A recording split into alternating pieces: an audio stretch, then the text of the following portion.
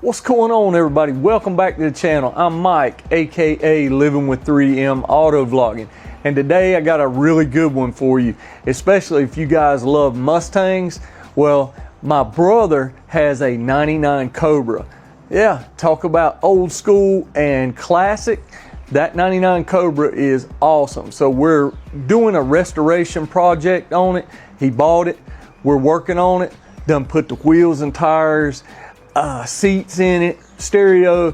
Hey, it's coming along, but we wanted to address the cooling needs of that car, and that factory radiator just wasn't cutting it. So I reached out to ASI Performance for their 3-row aluminum radiator. So I'm gonna grab a few tools, gonna load this thing up in the Raptor, head on over there. Let's get this install started. Stick around. The Cobra is going through a metamorphosis of changes right now, performance-wise and visual-wise. See the Mustang bumper? That's going away. We've already ordered the Cobra bumper for the rear. Look at those brand new SVT wheels. Yeah, absolutely awesome.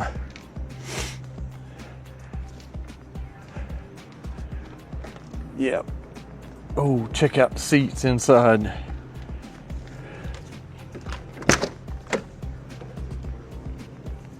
Yeah. She's coming along. Got the touch screen in the dash. Heck yeah. Got the JLT cold air kit on here. We've not been able to move the car inside the garage yet, so it's sitting here. We're gonna get it cleaned up, get the leaves off of it. The engine is strong. It is perfect.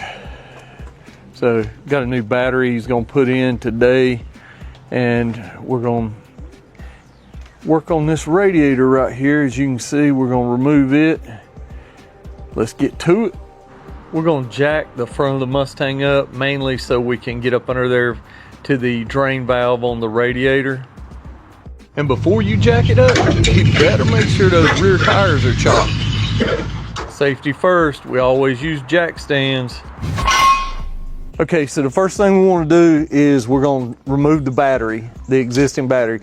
He's got to replace this battery, but even if you don't have to replace it, you got to remove it just so you have room to get this one out and get the new radiator in. Disconnect your negative and positive terminals. Ours was a 12 millimeter, but yours may be different. And also the anchor that holds the battery down. Carefully remove the battery. All right, next thing right here, they've got a little band clamp right there. We're gonna remove that, then that's with a flathead screwdriver, and then we're gonna remove, these are 10 millimeter right here. We're gonna take those off, and that'll allow us to take the coolant tank off. Now flip it upside down, and you can see the main hose to the coolant tank. Take an 8 millimeter socket or a flathead screwdriver. Don's gonna remove that right now.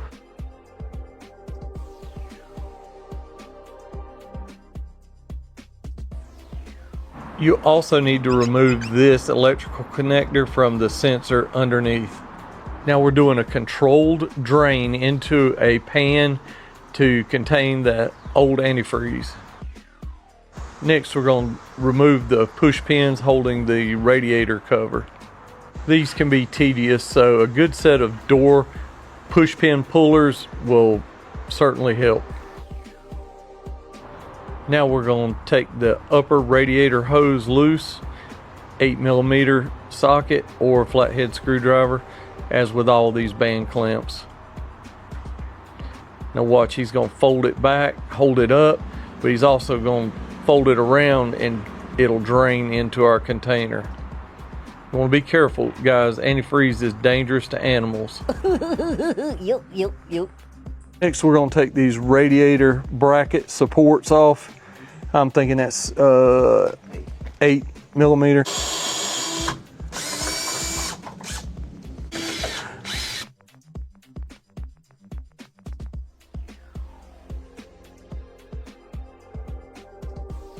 Now we got to pop these wiring harnesses out of the fan shroud and disconnect the electrical connector just like that for the main fan. Okay guys, we were just discussing disconnecting the trans cooler line. Well, this is a, what transmission you got in here, Don? The T45. So with a manual transmission, you're not gonna have a coolant line going up here to the radiator. So that's one less thing you gotta worry about. But if you have a GT with an automatic transmission, then you're gonna have to disconnect the cooler line going up to the tranny cooler. So if you have an automatic, you'll have one of two type connections. This one here is one that goes directly into the radiator, and there's a portion that cools the transmission fluid. This one goes to an external transmission cooler, but regardless, both will have to be removed right there from the radiator. Now, when we were doing the controlled drain under the radiator, we actually took the lower radiator hose loose, so it's already disconnected. So we just pull straight up. Let's get this bad boy unloaded, unboxed, and see what we've got.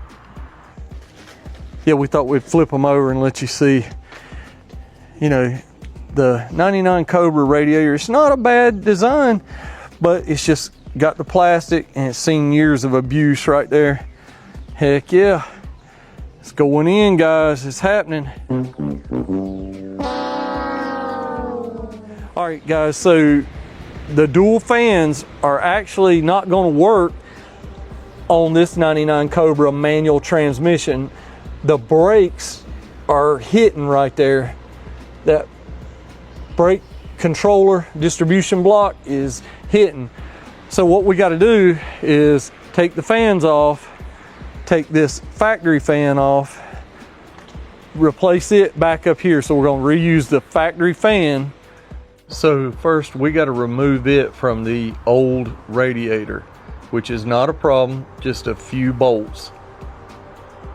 Now let's just remove it, take it inside where we're working on the new radiator, and Don's gonna remove the twin fans.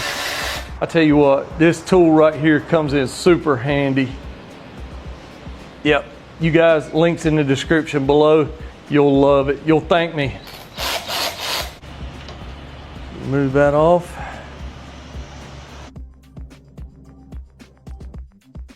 All right, so putting the stock fan on there, just come under that lip. It's gonna line up right there, and you're only gonna get one of the bolt holes right here.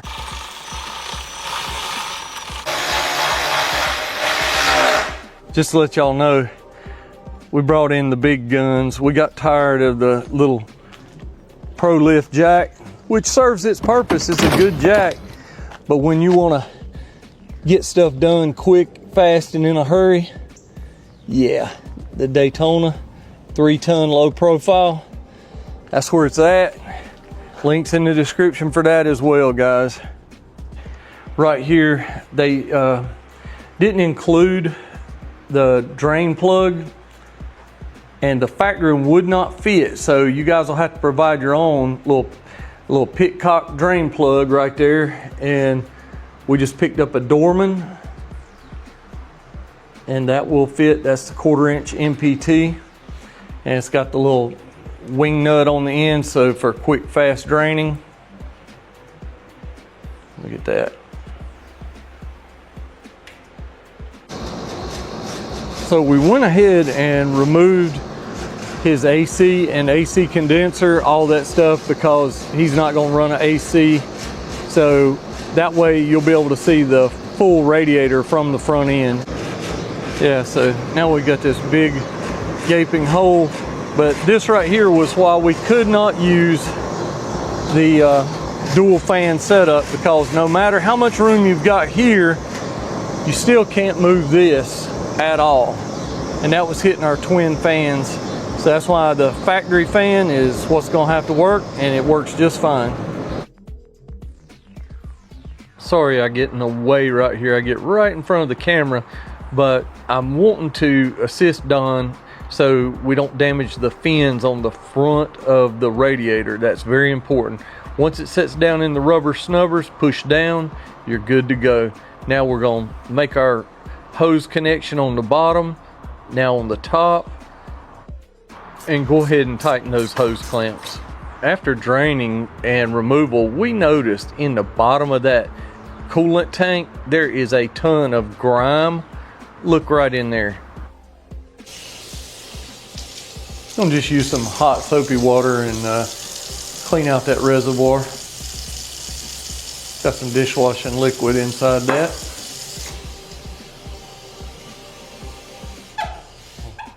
Look at that, a lot cleaner, guys. Yeah. All right, so now we're gonna put the coolant tank on, get it mounted up. Now just tighten down these 3 mounting bolts for the reservoir. Let's reinstall the upper radiator supports.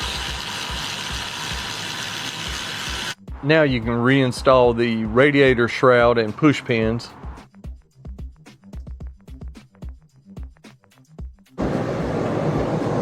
So Don's putting the hoses back on the reservoir right now.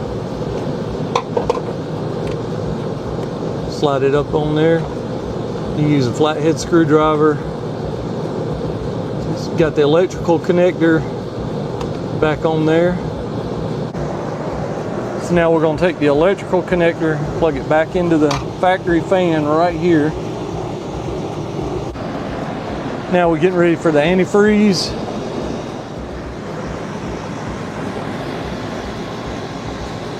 You guys will notice it's got brand new headlights. I know you're thinking, man, this car is completely apart, and that's right. We are taking it apart piece by piece, putting brand new stuff on it. We're going to install the new battery now. In case you're wondering, he's got a quick disconnect on the negative to make sure when the car's sitting, it doesn't draw any power of any kind. Clear! All right, time to bring it down off the jack. So we're gonna crank it up real quick, burp the system. You gotta get the air bubbles out, make sure everything's circulating, make sure you don't have any leaks. So let's do that real quick. We'll turn the heater on inside the vehicle, and that'll allow the thermostat to open quicker. Continue to add coolant until you've burped all the air out of the system. That's Bassani exhaust, you guys.